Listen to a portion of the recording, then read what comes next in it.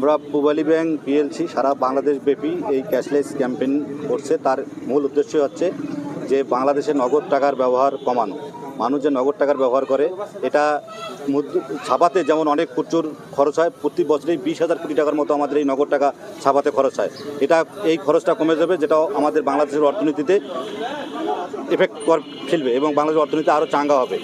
2 নম্বর হলো যে আমাদের এই ক্যাশলেস ক্যাম্পেইন করার আর উদ্দেশ্য হচ্ছে যে যাতে সকল শ্রেণীর মানুষ যে নগদ টাকার ব্যবহারের পরিবর্তে ডিজিটালি যে আমাদের প্ল্যাটফর্মগুলো আছে, যে পূবালী ব্যাংকের পাই অ্যাপস আছে, ঠিক অনুরূপ অন্যান্য ব্যাংকের বিভিন্ন ধরনের অ্যাপস আছে এবং আরও ডিজিটালি অনেকগুলো প্ল্যাটফর্ম আছে, যেমন আমাদের সিআরএম আছে, এটিএম আছে, আরটিটিএম আছে, কিওস্ক মেশিন আছে, তারপর এটিএম ডেবিট কার্ড আছে, ক্রেডিট কার্ড আছে, পজ মেশিন আছে। এইগুলোর মাধ্যমে লেনদেন মানুষেরকে করার উদ্বুদ্ধ করানোই হচ্ছে আমাদের এই ক্যাম্পেইনের মূল উদ্দেশ্য।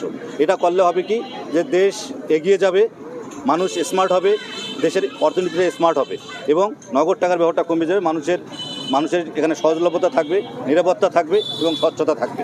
এই সহজলভ্যতা, নিরাপত্তা এবং স্বচ্ছতা নিশ্চিত করাই হচ্ছে আমাদের এই ক্যাম্পেইনের মূল উদ্দেশ্য এবং এটা মানুষকে কীভাবে এই লেনদেনগুলো নগদ টাকার পরিবর্তে কীভাবে এই ডিজিটালি প্ল্যাটফর্মের মাধ্যমে লেনদেন করবে সেগুলো সকল শ্রেণীর মানুষকে জানানোই হচ্ছে এই ক্যাম্পেইনের মূল উদ্দেশ্য।